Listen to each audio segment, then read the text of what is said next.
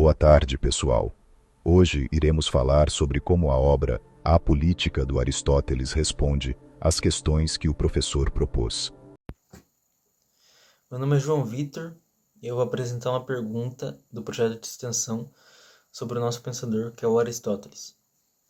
Quais conceitos introduzidos por Aristóteles ou desenvolvidos por ele impactam a política atual?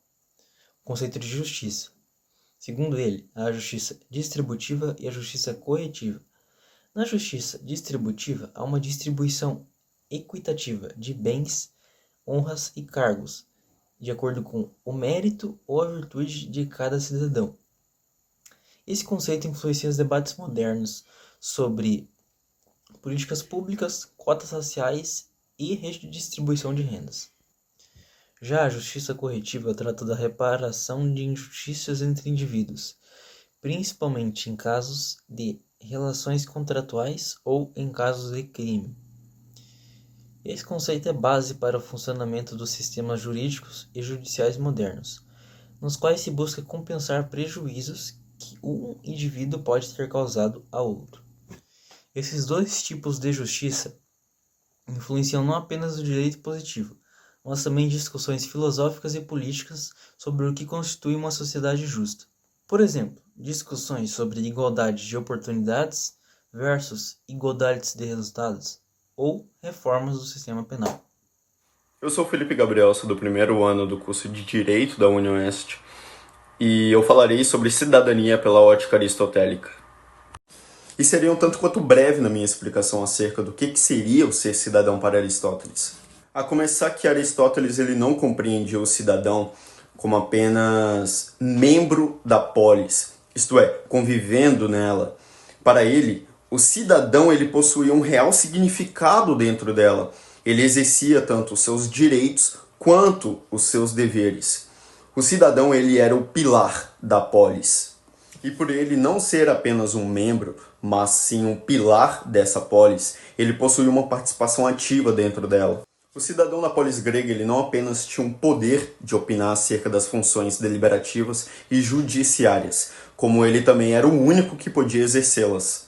E esse é um dos maiores diferenciais do pensamento de Aristóteles de antigamente, ao comparado com o sentido de cidadania atualmente. Pois para Aristóteles, como eu acabei de definir, somente os cidadãos poderiam exercer as funções tanto deliberativas quanto judiciárias. Ou seja, para ele, ser cidadão era algo muito bem definido, era algo estrito e também restrito, pois não era qualquer um que podia ser classificado como tal, isto é, como cidadão. Necessitaria cumprir ou possuir determinados critérios para você ser entendido dessa maneira. E definir aqui todos os critérios que qualificavam uma pessoa como cidadã para Aristóteles seria algo praticamente impossível nesse pequeno vídeo. Portanto, é muito mais fácil eu falar de quem que não era classificado dessa maneira, que eram as mulheres, os escravos e os estrangeiros. Todo o resto era basicamente cidadão para Aristóteles.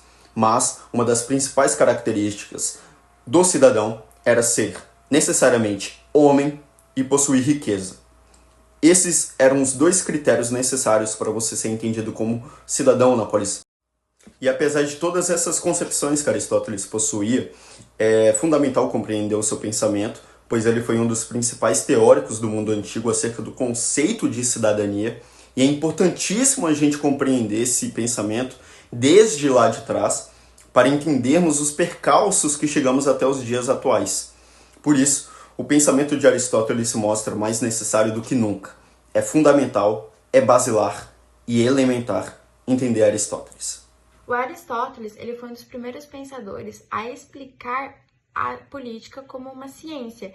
Logo, isso serviu de base para os próximos pensadores que vieram a debater sobre esse assunto. Em sua obra A Política, o Aristóteles ele traz o conceito de bom cidadão, que depois de séculos continua sendo aplicável na sociedade contemporânea. Além disso, Aristóteles ele apresenta 6 formas de governo, sendo 3 delas formas corruptas e 3 delas formas justas, sendo elas separadas em quantidade de governantes, em interesse coletivo ou em interesse individual. Inclusive, ele faz o alerta de como uma forma de governo justa pode se tornar uma forma de governo corrupta. Por um exemplo, em uma monarquia, caso o monarca venha a começar a defender os seus interesses individuais apenas, se torna uma tirania. E numa democracia, onde os representantes dessa democracia venham a começar a defender os seus direitos individuais, se torna uma demagogia. Então, todos esses conceitos que Aristóteles é o primeiro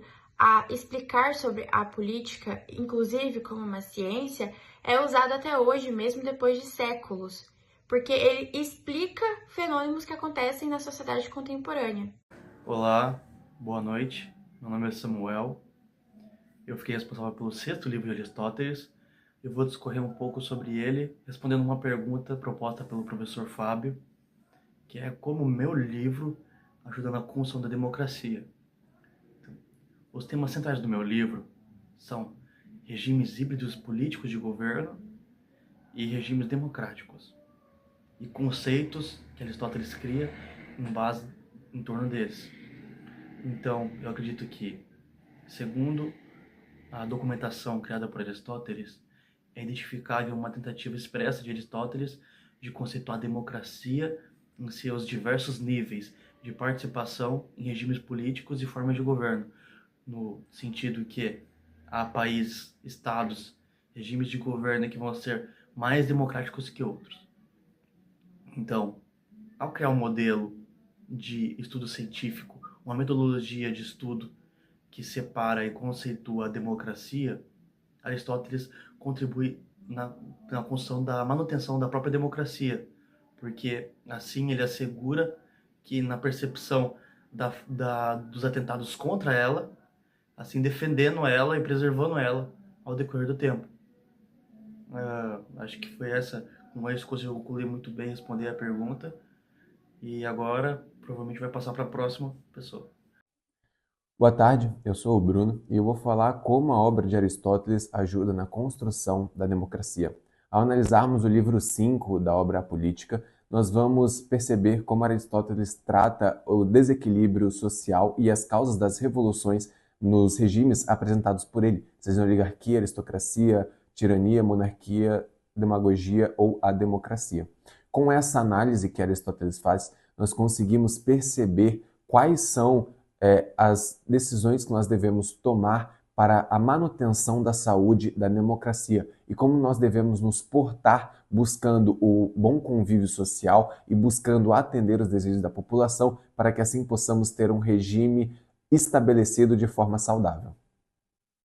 Além disso, Aristóteles vai trazer a concepção da politeia, que é um regime à base de outros dois regimes, pegando elementos da oligarquia e da democracia, que tem uma ampla base social e moderada, que é importantíssima na concepção e na defesa das estruturas democráticas.